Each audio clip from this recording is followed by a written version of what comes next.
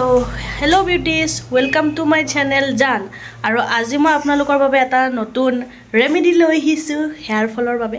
আৰু আপোনালোকে দেখিছে মোৰো বহুতখিনি হেয়াৰ ফল হৈছে, মইতো পুৰা টাকলু হৈ গৈছো। তো গতিকে এইবিলাক উল্টা উল্টা বস্তুটো এটা ব্যৱহাৰ কৰি লাভ নাই, কাৰণ মই ব্যৱহাৰ কৰি চাইছো একো ফল পোৱা নাই। তো গতিকে ঘৰচীয়া বস্তুবিলাকে কৰিম। তো আপোনালোকে যোৱা ভিডিঅ'টোত দেখা পাইছিলে মেথি আৰু কালজিৰাৰ সৈতে মই এটা ৰেমেডি বনাইছিলো হেয়াৰ অইল। আৰু আজি এটা নেক্সট বেলেগ মানে মই এটা অইল বনাম। তো আপোনালোকক দেখাম, আপোনালোকে চাব, নিজে একবাৰ ট্ৰাই কৰি চাব। আৰু শুনক, আপোনালোকে ডাইৰেক্ট মানে ট্ৰাই নকৰিব একদম নিজৰ চুলিত, অলপমান কাণৰ কাষতে তলত দিগি এনে চাব, যদি বোলে হয় আপোনালোকৰ শ্বুট কৰিছে তেতিয়াহ'লে কৰিব। কাৰণ বহুতকে কিছুমান তাৰমানে হোম ৰেমেডিৰ বস্তুবিলাকে মানে শ্বুট নকৰে ন, সেইকাৰণে। গতিকে বলক ভিডিঅ'টো চাওঁ কেনেকৈ বনাইছোঁ, আৰু লগতে ভিডিঅ'টো লাইক কমেণ্ট শ্বেয়াৰ কৰাৰ লগতে মোৰ চেনেলটো ছাবস্ক্ৰাইব কৰি দিব। তেতিয়াহে আপোনালোকে নতুন নতুন সদায় ভিডিঅ' পাই থাকিব। মোৰ চেনেলটোৰ জৰিয়তে আপোনালোকৰ বাবে এনেকুৱা ভিডিঅ' মই লৈ আহি থাকিম। গতিকে বলক চাওঁ। এয়া মই লৈছোঁ 5-6টামান আমলখি, আমলা মানে বহুতে আমলখি বুলি ক'লে আকৌ বুজিও নাপায় নহয় আজিকালি। এইকেইটা আমলা, হিন্দীত আমলা কয় আৰু অসমীয়াত কয় আমলখি। লৈছোঁ আৰু মই এইকেইটা শুকায়ে গৈছে প্ৰায়, মানে বহুত দিন আগতে আনি কেনে থৈ দিছিলোঁ, তো শুকাই গৈছে। আপোনালোকে একদম ফ্ৰেছ ল'ব ধুনীয়াকৈ। আৰু মই এটা আইনাৰ এনেকুৱা সৰু এটা মানে বটল লৈ লৈছোঁ, বটল মানে এনেকুৱা টেমা এটা লৈ লৈছোঁ। আইনাৰ বটলত বনালে মানে ভাল। তো ইয়াত দেখিছে নহয়, মই ধুনীয়াকৈ গোটেইকেইটা এটা পিচ কৰি কেনে কাটি ল'ম। আপোনালোকে যদি সেই ৰুকনিত যদি ৰুকি লয় নহয় তেতিয়া বেছি ভাল হয়। কিন্তু আৰু ইমান সৰু সৰু আমলাকেইটা আৰু ক'ত আৰু ৰুকিব, কাৰণ যিকেইটা হাইব্ৰিড প্ৰজাতিৰ কিছুমান থাকে ন আমলাকেইটা, বহুত ডাঙৰ ডাঙৰ, সেইবিলাক ৰুকিবলৈ ভাল। কিন্তু এই সৰু সৰু টিকলুকেইটা দেশীকেইটা নোৱাৰি যে, মই দেশী আমলাই লৈছোঁ বাৰু। গতিকে ধুনীয়াকৈ আপোনালোকে কাটি ল'ব, পিচ কৰি ল'ব। আৰু যোনে মানে এনেকৈ ৰুকনিত ৰুকি ল'ব বিচাৰে ৰুকিও ল'ব পাৰে। এনেকৈ গোটেইখিনি কাটি কেনে এনেকৈ বটলটোত ভৰাই ল'ব।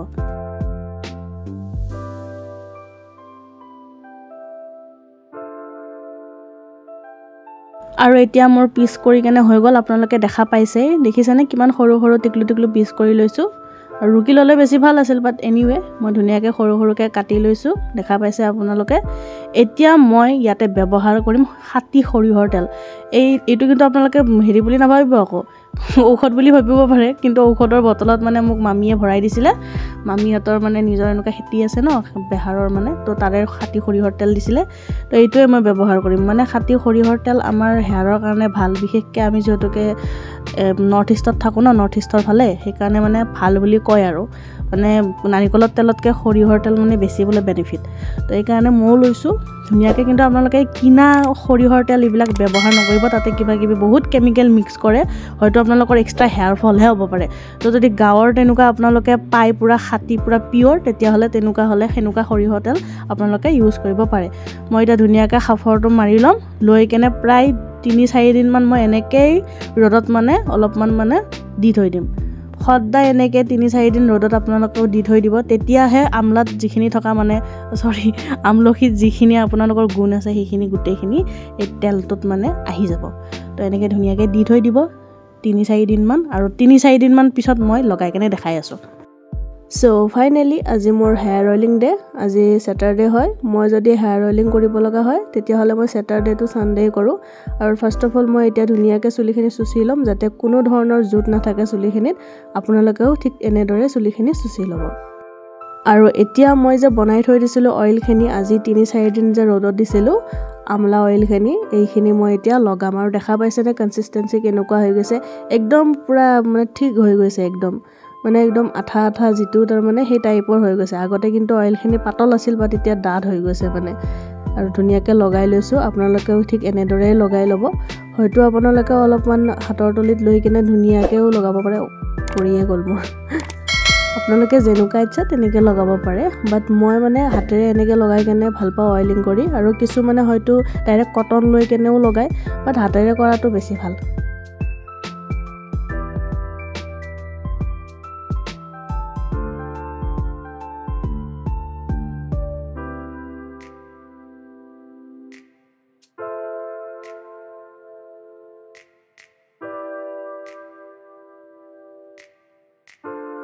আৰু এতিয়া মোৰ অইলিং কৰা হৈ গ'ল ফাইনেলি। চ' এতিয়া মই অলপমান এনে মাছাজ কৰিম, মানে হয়তো কিছুমানে মাছাজ কৰিলে হেয়াৰ ফল বেছি হয়, বাট মই মাছাজ অলপমান কৰোঁ মানে অলপমান ৰিলেক্সিং মানে ফিল হয় তো আপোনালোকেও কৰি ল'ব আৰু মই ভিডিঅ'টো অলপ ফাষ্ট কৰি দিছোঁ তো গতিকে সববোৰ বস্তু অলপ ফাষ্ট দেখা পাই গৈছে তো ইফালদিকে মই ধুনীয়াকৈ এতিয়া চুলিখিনি বান্ধি ল'ম আৰু গোটেই ৰাতিটোৱে মই তেলখিনি লগাই থৈ দিছোঁ ৰাতিপুৱা ধুনীয়াকৈ ধুই দিম তো এতিয়া ধুনীয়াকৈ শুই উঠি ৰাতিপুৱা এয়া এতিয়া আমি হেয়াৰ ৱাছ কৰিম হেয়াৰ ৱাছ কৰাৰ কাৰণে ফাৰ্ষ্ট অফ অল আপোনালোকে ধুনীয়াকৈ 2-3 মিনিটমান এনে নৰ্মেল পানীৰে চুলিখিনি ধুই ল'ব কাৰণ আমাৰ অইলিং কৰা গৈছে ন তো অইলখিনি যদি এনেকৈ নৰ্মেল পানী দিও গুচি যায় তেতিয়া মানে বেছি শ্যাম্পু ইউজ কৰিব নালাগে আৰু মই শ্যাম্পুৰ কাৰণে ইউজ কৰিছোঁ জয় ফ্ৰুইটছৰ শ্যাম্পু আৰু সদায় আপোনালোকে মনত ৰাখিব যে শ্যাম্পু এনেকৈ পানীৰ লগত গুলি লৈ কিনে যদি আপোনালোকে ইউজ কৰে তেতিয়াহ'লে হেয়াৰ ফল কম হয় তো মই তেনেকৈয়ে লৈছোঁ আৰু এতিয়া ধুনীয়াকৈ গোটেইখিনি চুলিতে ভালকৈ শ্যাম্পুৰে মাছাজ কৰি কিনে ধুম যাতে যিমানবোৰ অইল আছে সেইবোৰ গোটেইখিনি এই শ্যাম্পুৰ লগতে গুচি যায়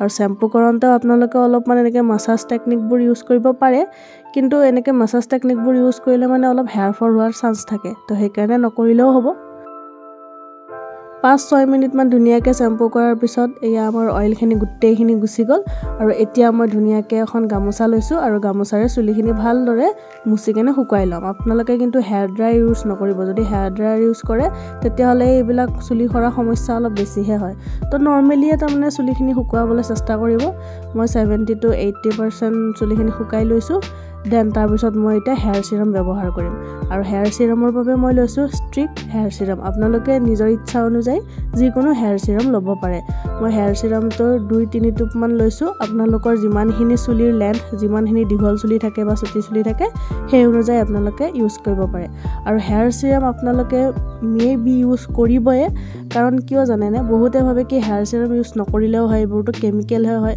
আমি কেমিকেল বস্তু ইউজ কৰোৱে তো গতিকে হেয়াৰ চিৰামটো আপোনালোকৰ মানে হেয়াৰ কেয়াৰ ৰুটিনত ইনক্লুড কৰিলে বেছি ভাল হয় যেহেতুকে আমাৰ হেয়াৰ ৰিলেটেড প্ৰব্লেম খুব বেছি তো আপোনালোকে ধুনীয়াকৈ স্কেল্পত নলগাব বাট বাকি যিখিনি চুলি আছে সেইখিনি ধুনীয়াকৈ লগাব ইয়াৰ পৰা মই ষ্টাৰ্ট কৰি আছোঁ এই ৰুটিনটো ফলো কৰিব কাৰণ মোৰো বহুত হেয়াৰ ফল হৈছে তো ফাইনেলি আশা কৰিছোঁ আপোনালোকে এই ভিডিঅ'টো চাই বহুত বেছি হেল্পফুল হ'ল তো গতিকে মোৰ ভিডিঅ'টো লাইক কমেণ্ট শ্বেয়াৰ কৰাৰ লগতে মোৰ চেনেলটো যেন সাবস্ক্ৰাইব কৰি দিয়ে আজিলৈ আহিছোঁ tata bye bye love you guys